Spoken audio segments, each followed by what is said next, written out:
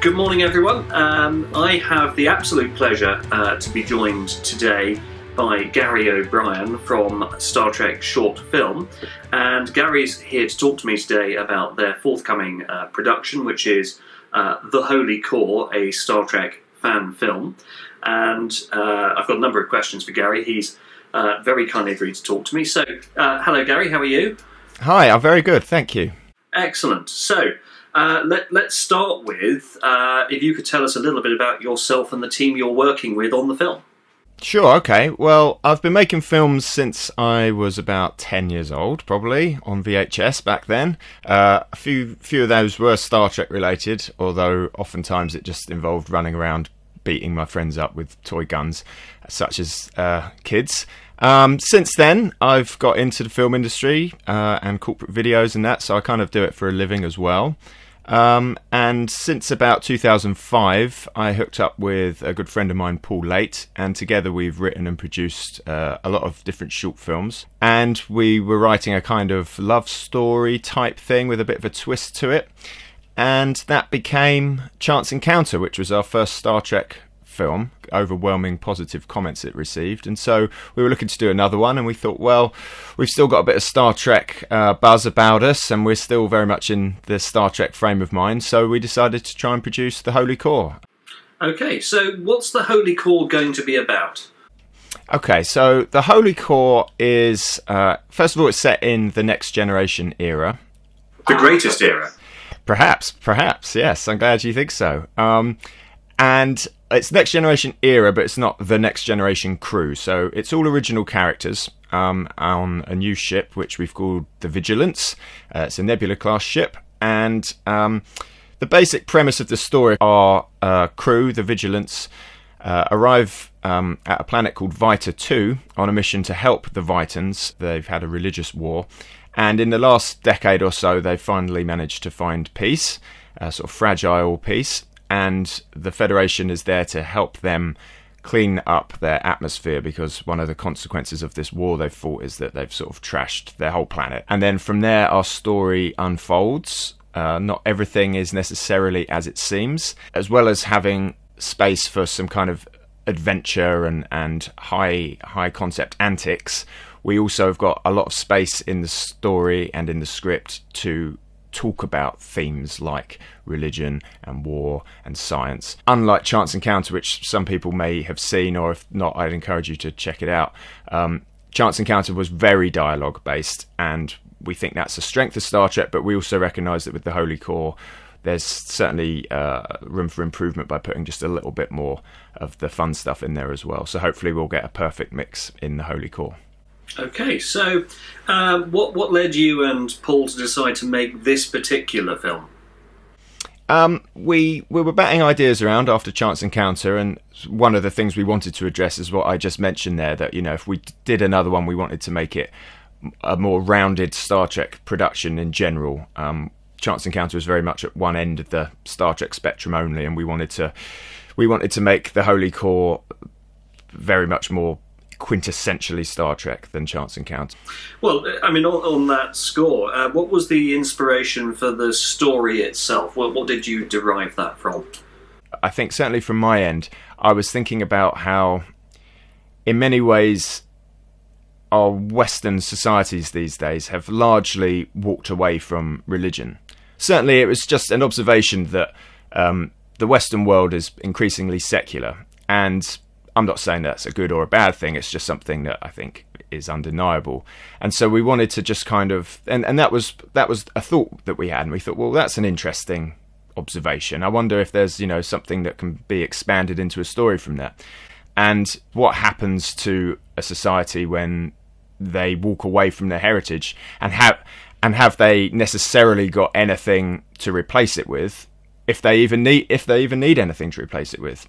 Star Trek is a great platform to discuss things like that, and hey, we can chuck a little bit of adventure in there in the mix as well, so that it's not just people debating ad infinitum in the ready room. It's a superb canvas that you've chosen. Yes, thank you. I mean, on that thread, what do you and Paul as well, if you can answer for him, think is the most important message of Star Trek. How are you hoping to get that across in the film? But more broadly, I think Star Trek, ultimately it's there for entertainment, and I think that although it's nice that Star Trek has over the years influenced perhaps social change to some degree, and certainly we've all read the articles about it influencing technology, and I think perhaps it's maybe not the most highfalutin take on it, but I certainly think it's the most practical, that Star Trek is just very good entertainment and generally can just be enjoyed for all ages, and the whole family can watch it together, and I think that's probably the most important thing. So you've mentioned Chance Encounter, your previous production. Can you tell us about some of the pitfalls that you and your team encountered as you were dealing with the production of the previous film? Sure. I mean, thankfully, apart from it just obviously being a lot of hard work, which we were very happy to undertake, I don't think we particularly came across too many pitfalls. It went very smoothly, thankfully. One thing was that, unfortunately, the first time ever in any of our films, we had a no-show on our first day of filming. The person we'd hired to do hair and makeup just didn't turn up. So yeah, that wasn't too big a deal in the scheme of things. That's part of making the film. I think things like that are sort of, you have to expect the unexpected, and so yeah, whether that was a pitfall or not, I'm not sure, but it's certainly something that happened to us in the production. But otherwise, it all went very smoothly, I'm pleased to say. So this being your second Star Trek production, what lessons did you and the team learn from Chance Encounter that you're carrying forward to the production of The Holy Core? Largely, it probably comes down to the sort of story we want to tell. I think, although Chance Encounter we think is a very good film, we're very proud of it. For a Star Trek film, it's only peripherally, if that's a word, Star Trek, and so our key thing with The Holy Core is to make it like Star Trek from the ground up, because Chance Encounter really started as a different idea and morphed into Star Trek halfway through the writing process. Whereas this one, we're making it 100% Star Trek through and through from day one. So, I mean, I guess you could say that Chance Encounter was almost a love story, but cast into a Star Trek scenario, and you're building The Holy Core as a Star Trek story from Block 1. That's it, exactly. All right, so moving forward to the production itself, when are you anticipating being in a position to start principal photography? Okay, so obviously it all hangs on the success or failure of the Kickstarter campaign. So that's running right now all through March. It's an all or nothing campaign, so we very much hope that we reach our goal. But assuming that we do, then that will mean that we complete the fundraising at the end of March, 1st of April. And then we move forward from there. So filming we'd be looking at perhaps mid-May or something like that, maybe the end of May, something around that time, to actually start shooting proper. So within all of that, at what sort of stage will you be thinking about not only your casting, but the availability of your sets, your locations, your equipment, and all of the other people, like you mentioned, hairdress and makeup, which I must admit I hadn't even thought about preparing for this interview. So, I mean, I presume you've got quite a lot of people you've got to move into the same place and time, and that's going to be quite a logistical challenge. Yes, it is indeed. Yeah, it's one of the most important yet least interesting or least discussed elements of filmmaking. It's so much more of it than people tend to realise is just people management and logistics.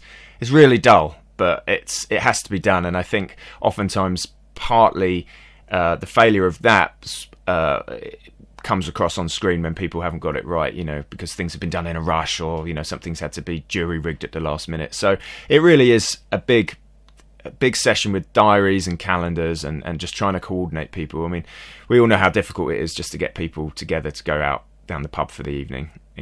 It's like, how has this become so complicated and difficult? So imagine that times many, and that's kind of getting a film together. So yeah, there's a lot of that to do, and that takes up a lot of the time.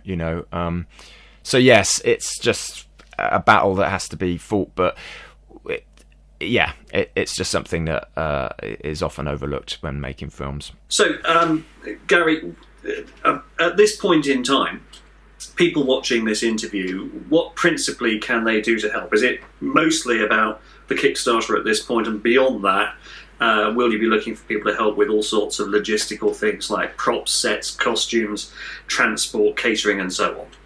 The main thing that people can do is donate to the Kickstarter.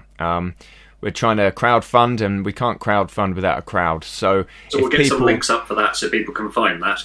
Absolutely, that would be very, very welcome, because if we don't reach the goal, we don't get any of the money at all, and the film won't happen. So, and we think this will be a really good film that people really will enjoy. It's just about reaching enough people in time. And so there's two things really. I mean, the obvious one I said is for people to pledge any money that they can afford to pledge. The second thing is spread the word to people, because even if you can't give any money, then you can pass on the link to somebody who perhaps can. And so, yeah, all through March, that's our absolute priority, is just to get the word out and get the funds raised. We're hopeful we'll do it. We'll see. Only time will tell. Once we optimistically have been funded, then yes, we have got on Kickstarter some requests for uniforms, because we want high quality look to the film, and we wanted to use a Novos brand uniforms. And there's a shortage of them at the moment. You go on a Novos and they're not selling them at the moment, which isn't particularly good timing for us. So yeah, we're looking for people with high quality costumes, certainly, and that's one thing people can help with as well. But other than that, I mean, the good thing is Paul and I, we are quite practiced now at making films, and so we have a team and people that we need that will be able to help us with all the sort of more mundane nitty-gritty stuff. But certainly if any big people have props or costumes or anything like that that's of the next gen era, then certainly do get in touch with us, and if we can find a way to put it in the film without just sticking it in the film for the sake of it, then we certainly will. So please, yeah, any help, any offers of help, greatly appreciated. But for now, it really is just about trying to raise the funds and spread the word. Well, I very much hope that some of our Riker's Beard sets will be of use to you. So we're standing ready to assist as well. So, well, Gary, thanks ever so much for your time today. I wish you every success with the Kickstarter and keeping tabs on the film, and hopefully you'll be able to update people as it goes. And I'm very happy to speak with you again whenever you've got a chance. So thanks very much indeed. Brilliant, thank you. Cheers. Well, thanks everyone for watching, and can I ask you to think very carefully about the Kickstarter and pledge what you can to help keep fan films in this country up and running, and this looks like it will be an excellent production. I really would encourage you to support it. So until then, sayonara.